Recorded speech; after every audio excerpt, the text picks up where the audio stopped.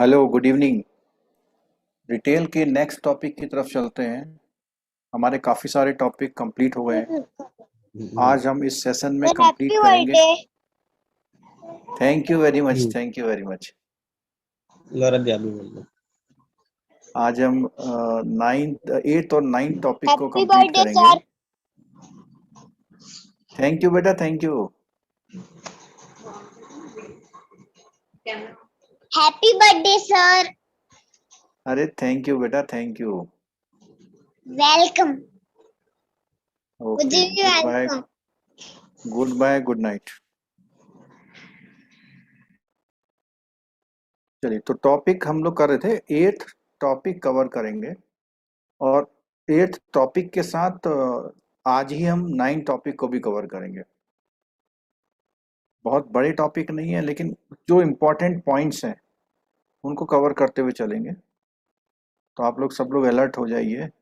जो topic number 8 है वो आपकी स्क्रीन पर आ गया है, और वो है क्रेडिट एंड डेबिट कार्ड। तो आप लोगों को ये मालूम होगा कि क्रेडिट कार्ड से क्वेश्चंस काफ़ी आते हैं। डेबिट कार्ड से बहुत ऐसे क्वेश्चंस नहीं आ पाते हैं, लेकिन क्रेडिट कार्ड से क्वेश्चंस काफ़ी आ जाते हैं। मतलब इवन समझ लो 5 मार्क्स क्रेडिट कार्ड आपको दे सकता है, अगर आप क्रेडिट कार्ड की सारी अंडरस्टैंडिंग रखते हैं तो। ठीक है। और जो कार्ड्स इसमें कवर किए गए हैं वो क्रेडिट कार्ड के बाद charge card, prepaid card, debit card, को ब्रांडेड कार्ड और कॉन्टैक्टलेस कार्ड। तो इतने टाइप के कार्ड्स इसमें कवर किए गए हैं। तो इनके फीचर्स हम लोग देख लेंगे, क्या क्या क्या फीचर्स होते हैं। अगर हम बात करें कौन कौन से नेटवर्कों के कार्ड होते हैं, in the case of credit card, such acceptability is enabled by large number of banks and financial institutions, which are in turn supported by the network of payment services like Visa, Mastercard, American Express, and RuPay. So these are the payment services, और उन्हीं को हम card के brand भी बोल देते हैं। जैसे वीजा क्या है, पेमेंट सर्विस है, तो वीजा कार्ड है। Master card, American express and RuPay card, ये हमारी पेमेंट की सर्विसेज है। ठीक है। Thus, in the view of high credibility brought in by the backing of banks and other financial institutions, credit card enjoys status of the popular means of payment. तो credit कभी भी आपने देखा होगा, जब आप ऑनलाइन पेमेंट करते आते हैं तो फॉरेन की जो वेबसाइट होती हैं वो डेबिट कार्ड, कई सारे डेबिट कार्ड एक्सेप्ट नहीं करती, लेकिन क्रेडिट कार्ड एक्सेप्ट करती हैं। तो क्रेडिट कार्ड एक्सेप्ट करने का रीजन है कि आपके अकाउंट में बैलेंस नहीं भी है और लिमिट है आपके पास, तो पेमेंट हो जाता है। और डेबिट कार्ड में कई बार आपका बैलेंस नहीं होता है तो वो पेमेंट डिक्लाइन हो जाता है। और जो क्रेडिट कार्ड होते हैं वो इंटरनेशनल लेवल पे एक्सेप्टेबल होते हैं, इंटरनेशनल ट्रांजेक्शन्स में एक्टिवेटेड होते हैं। ठीक है। In India banks are permitted to undertake credit card business either departmentally or through a subsidiary. तो या तो खुद का क्रेडिट कार्ड या सब्सिडरी की, जैसे एसबीआई क्रेडिट कार्ड। तो एसबीआई क्रेडिट कार्ड क्या है, एसबीआई की subsidiary. They can also undertake domestic credit card business by entering into tie-up arrangement with one of the banks already having arrangement to issue the card. तो domestic credit card से मतलब क्या हुआ कि पहले से कोई क्रेडिट कार्ड कंपनी है इंडिया में काम कर रही है, उनके साथ टाई अप करके उनकी फैसिलिटीज लेकर। Prior approval of RBI is not necessary for bank फिर डिजीरियस टू द। तो एक पॉइंट आया कि आरबीआई से कोई परमिशन लेने की, प्रायर परमिशन लेने की जरूरत नहीं है। अगर आप करना चाहते हैं तो कर सकते हैं, क्योंकि ये बैंकिंग बिजनेस में आता है। Only bank. अब इसमें कौन कर सकते हैं, 100 करोड़ की जिसकी नेटवर्थ है and above should undertake credit card business. तो एक वन पॉइंट यहाँ पे क्लियर कर लीजिएगा। Setting up subsidiaries for undertaking credit card business would however require prior approval. तो सब्सिडरी अगर आप बना रहे हैं, देखो, ओन बैंक है, बैंक अपना क्रेडिट कार्ड लॉन्च करना चाहता है, उसकी 100 करोड़ की कैपिटल है तो लॉन्च कर लेगा। और अगर उसे सब्सिडरी बनानी है क्रेडिट कार्ड की तो आरबीआई से परमिशन लेनी होगी। ठीक है। Each bank must have well-documented policy, a fair practice code for credit card operation of such non-bank entity, to protect them to against the reputation risk which they are exposed to such an arrangement.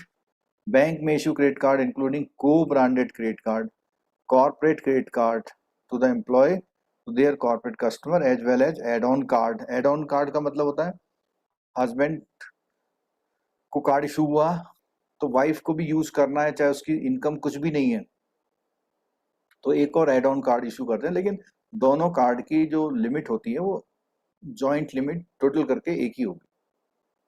Due diligence on the non banking entity is to be carried out to protect themselves against the reputation risk. तो जो non banking entity हैं उनको proper due diligence रखना है जिससे वो अपने आप को प्रोटेक्ट कर पाए और उनको कोई रेपुटेशनल रिस्क न रहे. कार्ड्स कैन बी एक्सप्लेन कितने टाइप के हैं, debit card, credit card, prepaid card.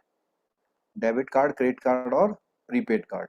तो इसमें हम लोग देखते हैं कार्डों के बारे में. सबसे पहले क्रेडिट कार्ड है.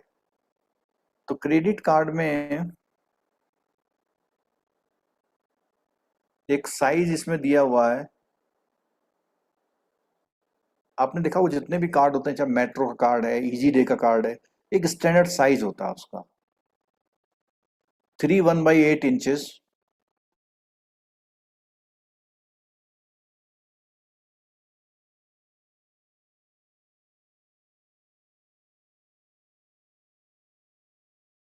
The information on the card can be read by ATM, point of sale, terminal at different establishment like textile store, supermarket. तो जो भी मल्टीप्लेक्सेस होते हैं वहां सब जगह इनका यूज होता है. Let us have a look into the operational process of the credit card usage. तो card issue, card usage, card payment. Card issue different type of card, targeted volumes and business, customer screening and selection based on credit score, type of card, card limit. तो card issue जो किए जाते हैं उसमें किस type का card issue किया जा रहा है, उसकी लिमिट क्या है. Card usage, usage pattern of frequency, usage amount, type of usage, कितने अमाउंट का यूज कर रहे हैं, किस तरह का यूज कर रहे हैं और कितने फ्रीक्वेंसी में यूज करते हैं. Percentage of usage of total limit on the regular basis. जैसे सपोज कीजिए 20,000 कार्ड बना दिया, आपकी यूजिंग जो है 2-3,000 की रहती है. Card payment, frequency of card payment, one time payment और using the credit limit and the paying the in installment, payment on or before due date, delayed payment and payment default. तो payment के इतने सारे form होते हैं. Operational process of और credit card. अब यहाँ पे देखो ये बहुत इंपॉर्टेंट चीज़ है कि कैसे फंक्शन करता है. अब फंक्शन में देखिएगा, सबसे पहले एक कार्ड होल्डर हो गया. यहाँ पे as against this the case, in the case of the credit card, party to the complete cycle of transaction are 5 number. Complete cycle of transaction, सबसे पहले कस्टमर हो गया, फिर रिटेलर. रिटेलर का मतलब हो गया आपका शॉप जहां आप डील कर रहे हैं कार्ड. Acquirer bank. अब एक्वायरर बैंक कौन होता है, जिस गेटवे पर आप कार्ड यूज कर रहे हैं, जो आपका मर्चेंट है उसने जिस बैंक से ये सर्विसेज ले रखी है उसको एक्वायरर बैंक बोलते हैं. तो आपकी सारी इंफॉर्मेशन एक्वायर करके आपके पेमेंट को वो एक्सेप्ट करता है और क्लियरिंग के थ्रू इशूइंग बैंक से क्लियर कराता है अपना सेटलमेंट. तो एक्वायरर बैंक जहां पर आप यूज कर रहे हैं, जिस बैंक में आपका कार्ड यूज हो रहा है, जिस बैंक के गेटवे में आपका कार्ड यूज हो रहा है, क्लियरिंग नेटवर्क उसके बाद वो क्लियरिंग में भेजेगा और इशूइंग बैंक को डेबिट करेगा. वो इशूइंग बैंक उसको पेमेंट कर देता है.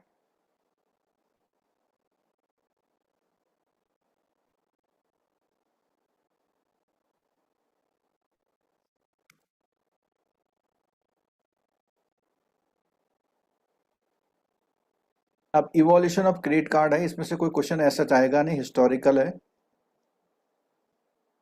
अब मैं बार बार बोलता हूँ हिस्टोरिकल में से क्वेश्चन नहीं आएगा. बाई चांस आउट ऑफ 100 एक क्वेश्चन आ जाए तो ये मत कहिएगा कि आप मना कर रहे थे फिर भी क्वेश्चन आ गया. और क्रेडिट कार्ड के ईएमआई से 5 क्वेश्चंस आए थे लास्ट टाइम. ठीक है, जो हमारे एक पुराने स्टूडेंट हैं मोहम्मद सजाउद्दीन जी, उन्होंने लास्ट जो टर्म था हमारा उसमें CIB क्लियर किया था, तो अपना एक्सपीरियंस आपको शेयर कर रहे हैं।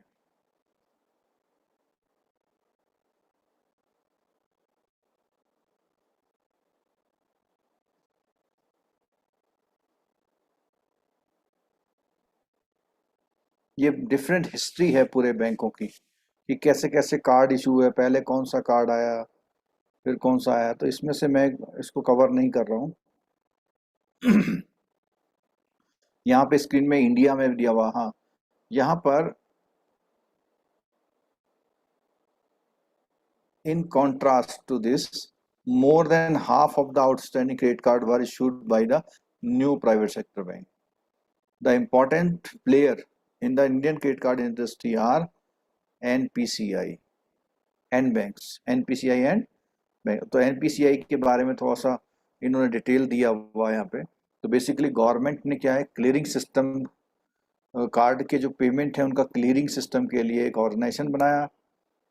तो उसी ऑर्गेनाइजेशन ने RuPay new card payment scheme launch करी है, has been conceived to full RBI vision to offer a domestic open loop multilateral system which will allowed all Indian bank. तो पहले इंडिया का कोई भी कार्ड सिस्टम नहीं होता था, कार्ड पेमेंट सिस्टम कोई नहीं होता था, दूसरे कंट्री के कार्ड यूज करते थे। फिर यहाँ पर इसने जो यूज किया, जो कार्ड बनाए हैं, एक रुपए क्रेडिट कार्ड आ गया, RuPay debit card, RuPay prepaid card, RuPay golden card. तो यहाँ पर ये चीजें हैं। The variant of RuPay credit card are RuPay select, RuPay platinum और रुपी क्लासिक। तो 3 तरह के क्रेडिट कार्ड इनके जो आए हैं, जो ये वाला पहला ऑप्शन है उसमें 3 तरह के क्रेडिट कार्ड है, रुपी सिलेक्ट, रुपी प्लेटिनम और रुपी क्लासिक। ये कार्ड के बिजनेस दिए हुए हैं कि कौन कितने कार्ड किसने इशू किए हुए हैं। तो आप देख रहे हैं सबसे ज़्यादा जो है SBI ने किए हैं, उसके बाद यहाँ पे जो शो कर रहा है वो एक्सिस है, और ICICI और प्राइवेट देख रहे हैं आप, HDFC ने 9 और इसने ICICI बैंक ने 449। तो ऑलमोस्ट देख रहे हैं कि सबसे ज़्यादा जो कार्ड इशू किए हुए हैं वो किए हुए हैं HDFC बैंक ने। ठीक है,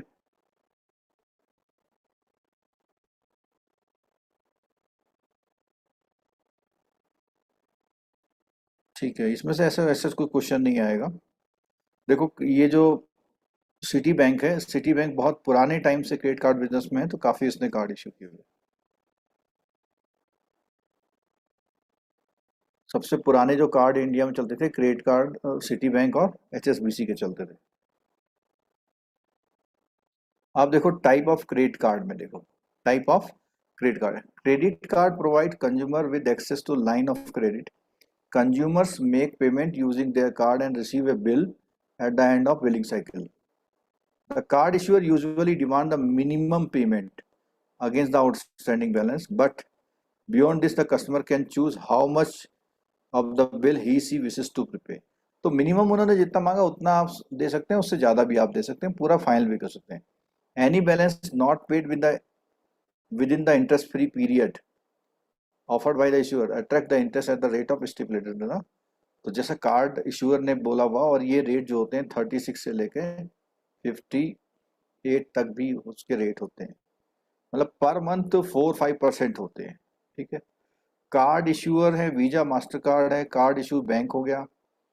अब उन्होंने कार्ड इशूइंग बैंक ने उनके नेम दिए प्रोप्राइटरी कार्ड, यानी जो बैंक खुद इशू कर रहे हैं, को ब्रांडेड कार्ड किसी के साथ मिलके इशू कर रहे हैं।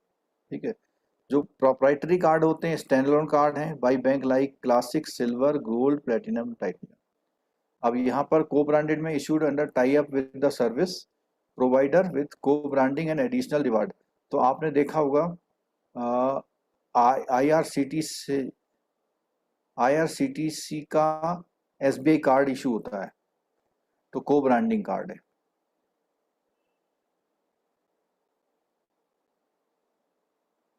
एक प्रोप्राइटरी फॉर्मेट में और एक को branded format. In the co-branded format, the bank tie up with the service provided like hotel, oil company, air company, तो मैंने IRCTC का एग्जांपल दिया था आपको, ठीक है। Recently, Union Bank of India is in association with NPCI has launched two variant of rupee credit card, rupee platinum और rupee select।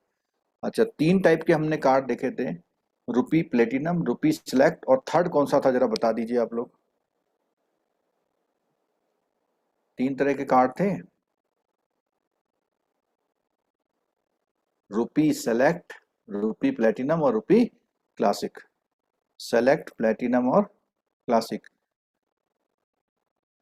तो सेलेक्ट और प्लेटिनम दिया हुआ, क्लासिक इशू नहीं किया। यहाँ पर सेलेक्ट और प्लेटिनम के थोड़े से क्राइटेरिया दिए हुए हैं, देखो। सेलेक्ट को सुपर प्रीमियम बोला हुआ, प्लेटिनम को प्रीमियम बोला हुआ है। इंश्योरेंस अमाउंट इसमें मिल रहा है आपको 10 लाख का, यहाँ पे 2 लाख का।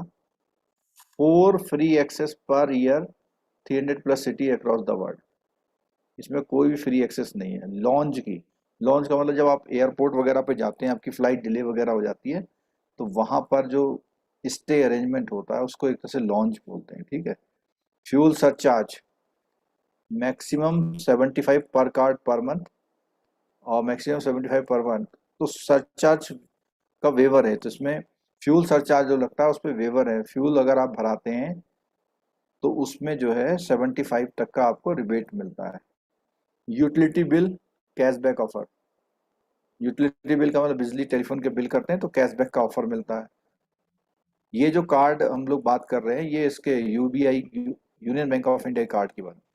Mobile wallet cashback, IRCTC cashback. अब सेलेंट फीचर की अगर हम बात करें तो accepted globally through their affiliation with visa and master card.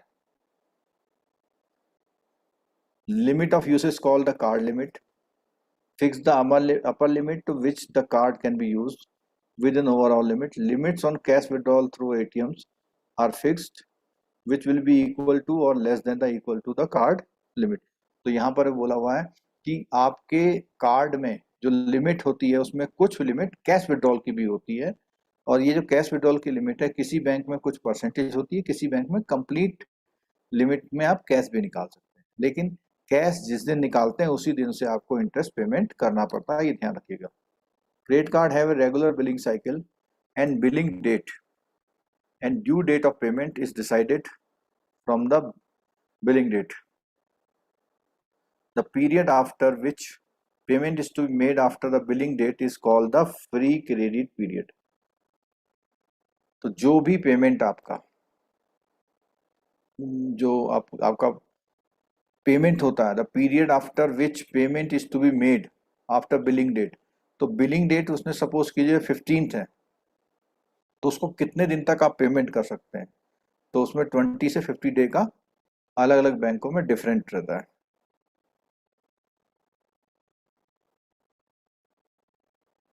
कार्डों में जो होता है to induce usage of the card reward point है। तो रिवार्ड पॉइंट में क्या होता है कि सपोज कीजिए आप परचेजिंग कर रहे हैं तो आपको 20 रिवार्ड पॉइंट मिले, कभी 50 मिले, कभी 80 मिले, तो ये जो सारे रिवार्ड पॉइंट मिलते हैं इनको आप रिडीम करा सकते हैं कहीं सेंटर्स पे।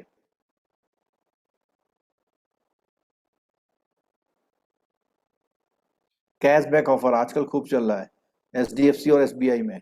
अगर आप उनके कार्ड को यूज करके कोई परचेजिंग करते हैं तो 10% तक का कैशबैक भी देते हो। The payment for the usage of credit card after the credit period on the due date can be paid different ways. The payment can be made a full before the due date, alternatively minimum 10% outstanding. तो यहाँ पे देखिए 10% दिया हुआ, ध्यान रखिएगा कि मैंने आपको बार बार 5% बताया, फिर 10% है, ठीक है। और रेस्ट ऑफ द अमाउंट क्या होता है, payment is to be convert the outstanding amount into loan and repay. तो सपोज कीजिए बाकी जो अमाउंट बचा है उसकी वो इंस्टॉलमेंट बना देते हैं। Charges for late payment beyond the due date is collected date fees varies from 200 से लेके 500 तक का प्लस GST में। Card issued with the photo and also the add-on feature. Liability for the card holder in case of loss of card is limited to a small amount. In case of most card issuer, usually liability rate is restricted to 1000. Means अगर आपका card खो जाएगा, उसका कोई भी कुछ use कर ले, उसका कोई पेमेंट नहीं देना है आपको, केवल 1000 रुपी दे करके अपना कार्ड अपना रिन्यू करा लेना है या नया कर लेना है। तो देखा, the balance liability if any is borne by the card issuer through an insurance protection, liability for lost card can be enrolled from the time to time। तो 24 आवर बेसिस में उनकी हेल्पलाइन में आप एनरोल कर सकते हैं। Pin protected card होते हैं, जब आप यूज करते हैं तो आपसे पिन नंबर पूछता है। Some bank offer free personal accident होता है 1 से लेकर 10 लाख तक। क्रेडिट कार्ड इशूइंग का प्रोसेस क्या है? सिंपल है, आपने एप्लीकेशन करी, प्रोसेसिंग हुई, क्रेडिट स्कोर निकाला, फिर कौन से टाइप का कार्ड आपको इशू होगा, कार्ड इशू किया और पिन दिया आपको, डिस्पैच करा, एक्नॉलेजमेंट ऑफ रिसीट लिया और कार्ड ऑपरेशन आप यूज कर रहे हैं। ठीक है। मिनिमम डॉक्यूमेंट नॉर्मली केवाईसी के साथ इनकम प्रूफ ले लेते हैं वो लोग, इनकम प्रूफ ले लिया साथ में। ठीक है।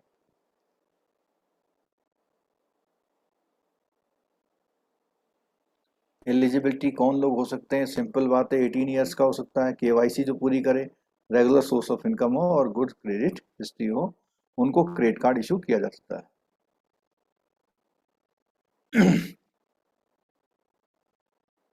ज्वाइनिंग फी और एनुअल फी, देखो आमतौर पे आपने देखा होगा कि क्रेडिट कार्ड फ्री में मिल रहा है, तो वो क्या करते हैं, ज्वाइनिंग फी को फ्री करते हैं। उसके बाद जैसे ही नेक्स्ट ईयर शुरू होगा तो आपको एनुअल फी देनी होती है। तो कई बार क्या होता है, बहुत अच्छे क्लाइंट के लिए credit card companies life time भी कोई चार्ज नहीं लेने का प्रॉमिस करती हैं। ठीक है। और लेकिन जब वो फ्री क्रेडिट कार्ड कहते हैं कि get your credit card free, तो इसका मतलब ज्वाइनिंग फी फ्री है, नेक्स्ट ईयर से जब ईयर शुरू होगा तो आपसे पेमेंट लिया जाएगा। चार्जेस कौन कौन से होते हैं? फाइनेंस चार्ज सबसे पहली बात। ठीक है। Applicable in the event of the card member deposit part of the total payment और मिनिमम अमाउंट ड्यू। तो जब उसने कुछ पेमेंट उसने दे दिया, बाकी जो बचा है, the balance outstanding amount payable shall be carried forward to subsequent statement, the amount attracts finance charges on entire outstanding including fresh purchase. तो मैंने आपको बताया था, जब भी वो मिनिमम ड्यू वाला केस होता है तो उसमें आप मिनिमम ड्यू देके तो बच गए, लेकिन वो पूरे अमाउंट पे इंटरेस्ट चार्ज करना शुरू कर देते हैं। ठीक है। तो जो लोग कंप्लीट पेमेंट कर देते हैं कार्ड का, उनको कोई इंटरेस्ट नहीं लगता अगर वो विद इन टाइम पीरियड वो डिपॉजिट कर देते हैं। Finance charges on cash advance are applicable on date of the card holder incurred the transaction. ये मैंने पहले ही बता दिया था आपको कि कैश विड्रॉल के मामले में इमीडिएट लग जाता है। अब एक छोटा सा एग्जांपल दिया हुआ देखो, balance outstanding on the statement कितना है? 20,000। Balance is not paid on the due date. Rate of interest देखो कितना है, 3.5 है, इसका मतलब कितना हो जाएगा? 42%। डेली इंटरेस्ट चार्ज हो रहा है 20,000 में, और पर डे का जो चार्ज हुआ उसका डेली का 23 हुआ। अब total interest payable by the next statement cycle after 30 day. ठीक है। तो 30 डे, तो इस डेट से लेके अगली डेट तक का ब्याज आपका लगेगा इसमें। तो 23.10 इंटू 30, जो पर डे का है ना उसका, तो 690 प्लस अगर टैक्स लेगा तो टैक्स लेगा। मिनिमम अमाउंट ड्यू, तो मिनिमम अमाउंट ड्यू देखो वहाँ पीछे 10% लिखा था, मैं 5 बोला था, यहाँ पर 5% ऑफ द स्टेटमेंट आउटस्टैंडिंग भी दिया हुआ देखो। Sum of total all installments billed, interest free, fees, other charges, amount of their over limit 1% of the principal. तो कई बार क्या होता है, sum total of all installment billed, जो भी आपकी पर मंथ की होती है इंस्टॉलमेंट, इंटरेस्ट है, फीस है, other charges, amount that is over limit and 1% of the principal, or 250 in the case of default.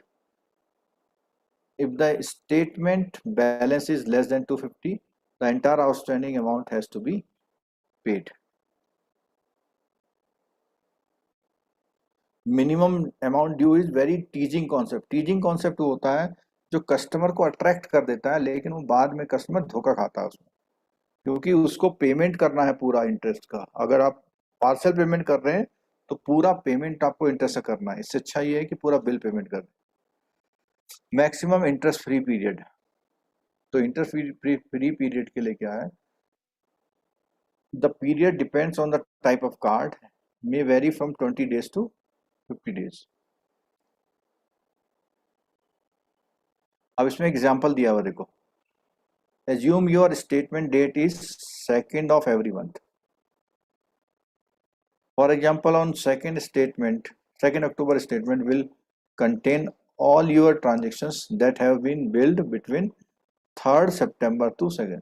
तो आपका 2nd को बिल होना है, तो 3rd से लेके 2nd तक का जो भी ट्रांजेक्शन होगा वो बिल होगा।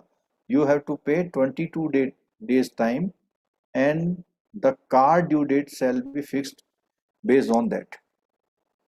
तो 3rd सितंबर से लेकर के 22nd अक्टूबर तक। जरा इसमें एक ये बताइए, ये 22 days ही लिखा हुआ है या कुछ और लिखा हुआ है? नीचे भी सब जगह 20 day आ रहा है ना। If you make a transaction on 3rd October, it will appear on the statement of 2nd November and the payment due will be 22 days thereafter। अच्छा ठीक है, तो 22 days एडिशनल मिल रहे हैं आपको जिस दिन पूरा मंथ हुआ या बिल साइकिल है। सपोज कीजिए आपने 1 अक्टूबर को लिया, 1 अक्टूबर को परचेजिंग करी, तो आपको 1 day तो यहाँ मिल रहा है प्लस 22 days यहाँ मिल रहे हैं। If you make a transaction on 3rd October, it will appear in the statement of 2nd November and the payment due will be for 22 days। अब सपोज कीजिए आपने 3rd अक्टूबर को किया कोई ट्रांजेक्शन, तो उस कंडीशन में आपका जो ड्यू स्टेटमेंट होगा वो 2nd नवंबर को होगा और पेमेंट की ड्यू डेट उसके 22 दिन बाद में होगा। एनुअलाइज परसेंटेज रेट, तो एनुअलाइज परसेंटेज रेट का मतलब हुआ कि वो आपको हमेशा रेट जो बताते हैं वो मंथली का बताते हैं। कहते हैं हमारे वहाँ रेट 3.1% है, लेकिन जब उसको एनुअलाइज जाएंगे तो 37 होगा। कैश ट्रांजेक्शन में अगर इतना है तो उसका एनुअलाइज ये होगा। The interest rate for retail transaction is variable, will very between 2.49 to 3.49। तो ये अलग अलग रहता है, इसका कोई इश्यू वो नहीं है। मतलब देखो कौन कौन से चार्जेस लेते हैं। कैश एडवांस लोगे, अगर आप कैश निकालोगे एटीएम से तो 2.5%, मिनिमम 300। ये वेरी कर सकते हैं आप। कार्ड का रिप्लेसमेंट करते हैं तो भी खर्चा है। ओवरड्यू पेनल्टी और लास्ट पेमेंट जो फीस है वो ओवरड्यू हो रही है तो 15% of the total amount due का। ओवर लिमिट पेनल्टी, अगर आपने उससे भी लेने देते हैं वो और लिमिट बढ़ गई तो 600 रुपये। चेक रिटर्न अगर हुआ तो ये चार्जेस हैं, अलग अलग हो सकते हैं। ठीक है,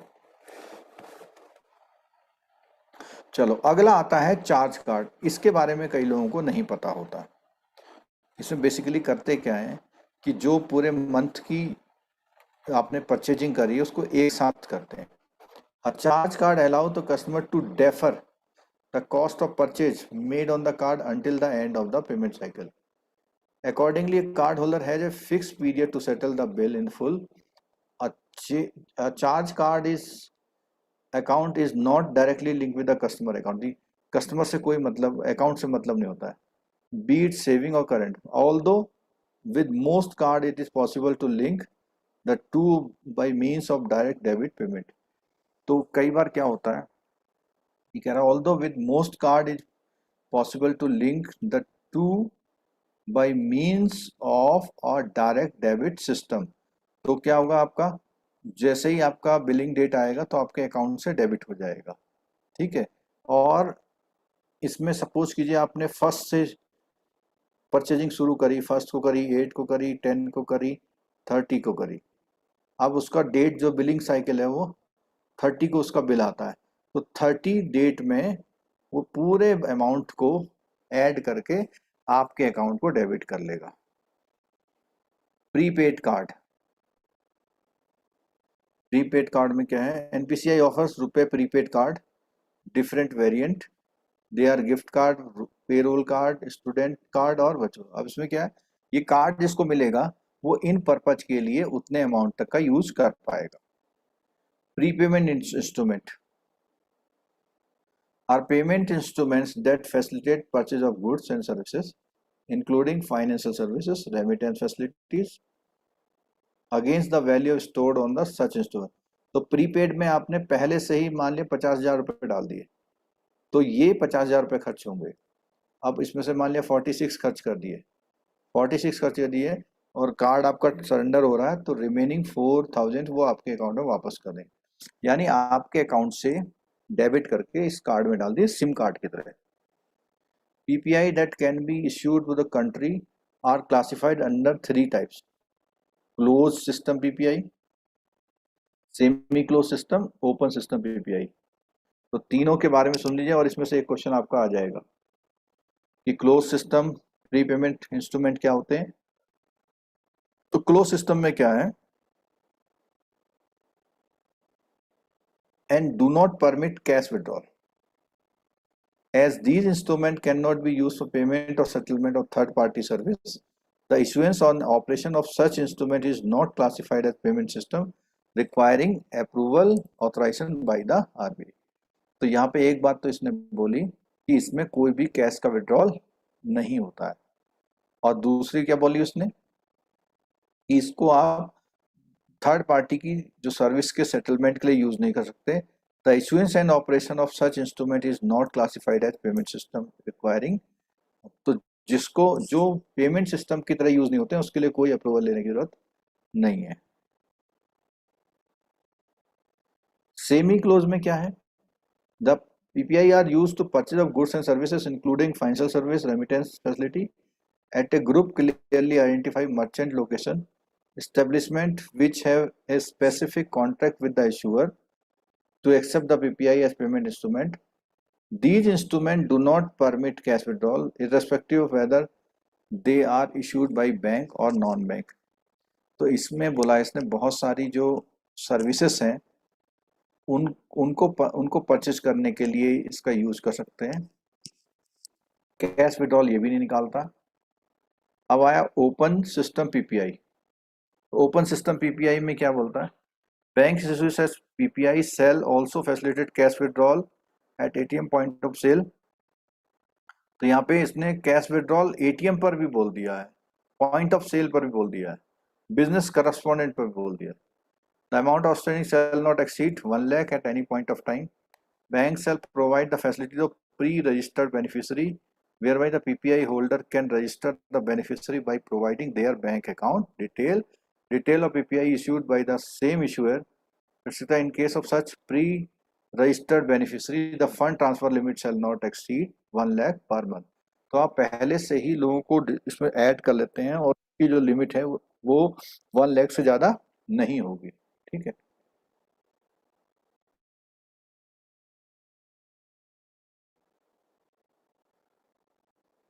पीपीआई में फंड ट्रांसफर लिमिट है, all case shall be restricted to 10,000।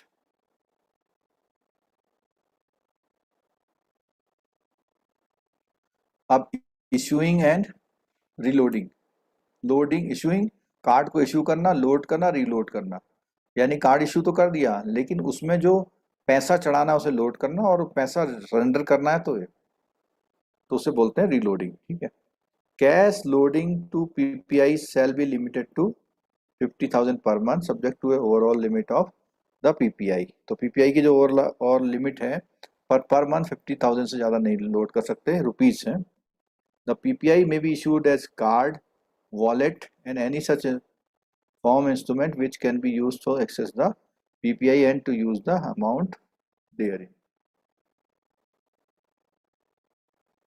PPI for cross border outward transaction। तो अगर आपने PPI ले रखा उससे क्रॉस बॉर्डर आउटवर्ड कर सकते हैं तो उसके लिए क्या सिस्टम है, only for permissible current account transaction under FEMA. तो मैंने आपको बताया था करंट अकाउंट ट्रांजेक्शन होते हैं जिसमें किसी तरह की कैपिटल आइटम की परचेज ना हो रही हो, सिर्फ रॉ मटेरियल की परचेज हो रही हो।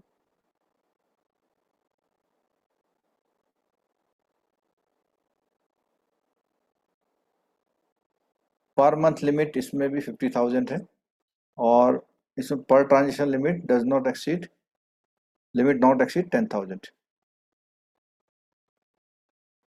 डेबिट कार्ड आपको सब पता है, उसमें बाई नाउ पे लेटर नहीं होता, बाई नाउ पे नाउ।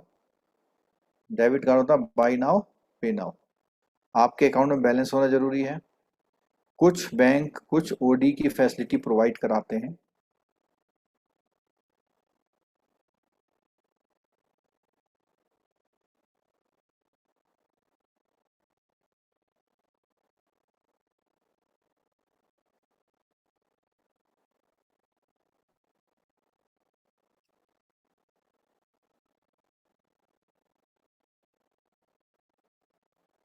और इसमें केवाईसी का पूरा जो रूल्स रेगुलेशंस है वो पूरी करनी है आपने।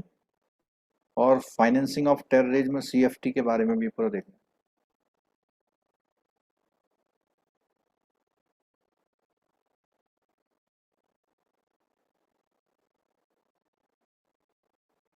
ये नॉर्मल कंडीशन है। पहले क्या करते थे, वो कार्ड खुद ही बना के भेज देते थे। अब ये मना कर दिया आरबीआई ने, जब तक कोई अप्लाई नहीं करेगा तब तक आप वो नहीं करेंगे।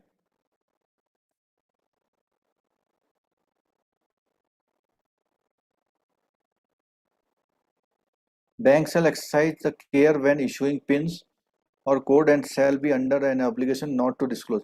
तो जो पिन कार्ड होगा उसे बैंक को सेव करके रखना पड़ेगा, वो उसको लीक नहीं करना है। डेबिट कार्ड और क्रेडिट कार्ड के बारे में बताया। जो क्रेडिट कार्ड है डिफॉल्ट रिस्क इज हाई, और इसमें डिफॉल्ट रिस्क नहीं है क्योंकि आपका पैसा पहले से अवेलेबल है बैंक के पास। ठीक है। को ब्रांडेड कार्ड में बता दिया, रेलवे है, इंडियन ऑयल है, ये सब अपना नाम के साथ जोड़ते हैं तो आपको स्पेशल बेनिफिट वो देते हैं अगर आप उनका यूज करते हैं। हाँ, एक कॉन्टेक्टलेस कार्ड देख लो। Contactless card is a faster way to pay the credit card debit or purchase under 2000 any at participating store instead of dipping or swiping. मतलब कार्ड आपको ना कहीं डालना है ना ऐसे रगड़ना है। ठीक है। सिंपली वेव और टैप, मतलब या तो ऐसे कर दो कार्ड या उस मशीन के ऊपर ऐसे रख दो। ठीक है। This card work on the near field communication NFC. Near field communication का मतलब है वाईफाई टाइप का, उसके आसपास की रेंज में वो सिग्नल होंगे तो एक्सेप्ट कर लेगा। Which employ radio transmission to ascertain contact when the card are tapped or waved near the terminal. जो मशीन होती है उसको टर्मिनल बोलते हैं।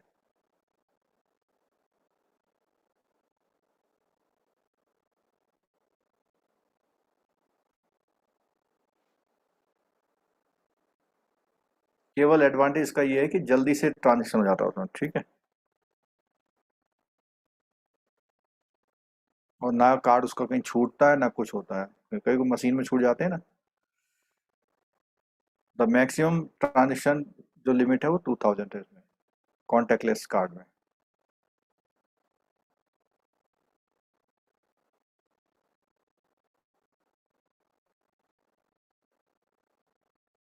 It has restricted banks' own ATM used by customer for 5 transactions per month while reducing the other bank usage from 5 to 3 transaction।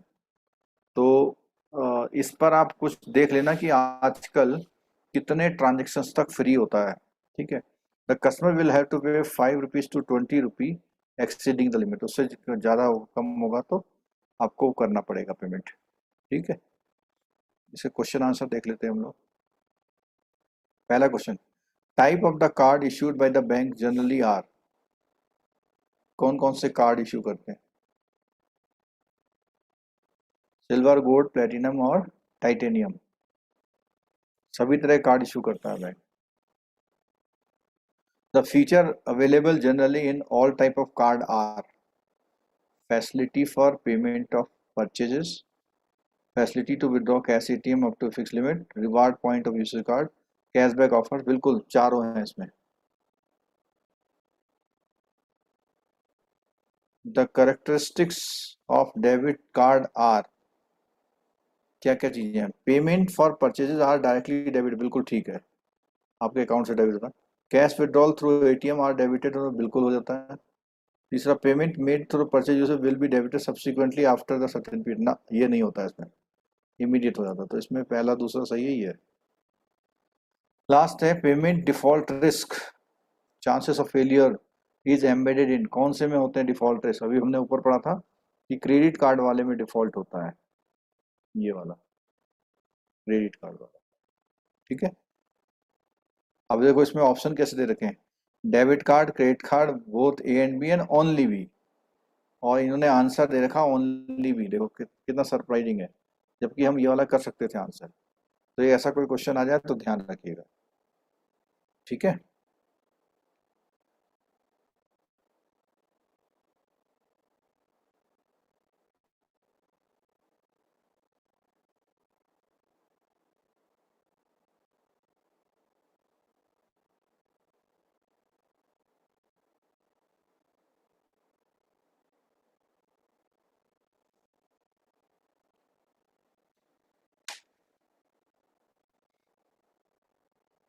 चलो ये जो next topic है मैं कल कवर करूंगा, रेमिटेंस वाला, ठीक है। आप लोग अपना और कुछ स्टडी कर लीजिएगा, स्कीम पढ़ लीजिएगा कुछ, तो कल कवर करेंगे।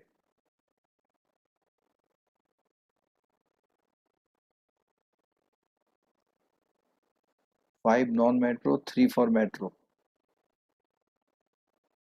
हाँ, एक क्वेश्चन ऋषिनाथ जी ने बताया है कि जो नियर बाई फील्ड कांटेक्ट है उसमें 10 सेंटीमीटर के डिस्टेंस से ले लेता है। एनएफसी में मैक्सिमम 5000 कर दिया कह रहे हैं, बुक में 2000 दिया हुआ है, और ये जो है यूट्यूब वाले आदित्य जी आंसर कर रहे हैं कि ये 2000 से 5000 कर दिया है, तो ये पॉइंट ध्यान रखिएगा। जो यहाँ पढ़ा था ना हमने कि जो कॉन्टेक्टलेस कार्ड हैं उसमें आपका 2000 है, तो ये है अब वो 2 से 5 कर दिया गया है, ये 2 से 5 कर दिया गया है, ये पॉइंट ध्यान रखिएगा। और 10 सेंटीमीटर की डिस्टेंस से वो कवर होता है, कैच कर लेता है। और ये जो 5000 किया हुआ है वो 1 अक्टूबर से किया हुआ है, नहीं,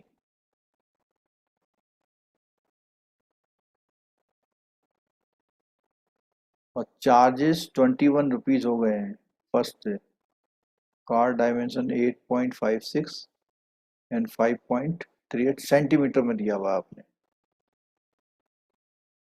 और पीपीआई लिमिट भी जो है 2 लाख इंक्रीज कर दी है। हम लोगों ने बुक में कितना पढ़ा था, 1 लाख पीपीआई प्रीपेड जो कार्ड था ना।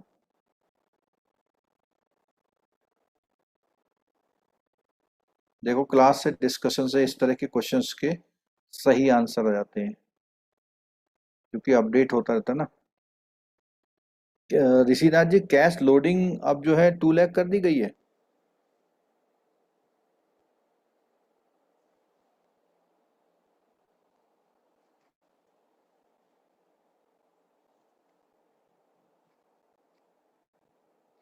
ये तीनों close system PPI, open system, semi close वाला, तीनों ढंग से पढ़ लीजिएगा।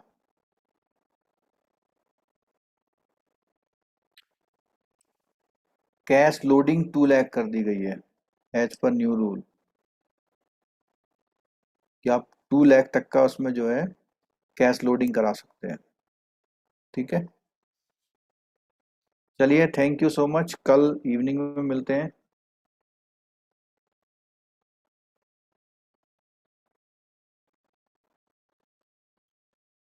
स्टडी करिएगा।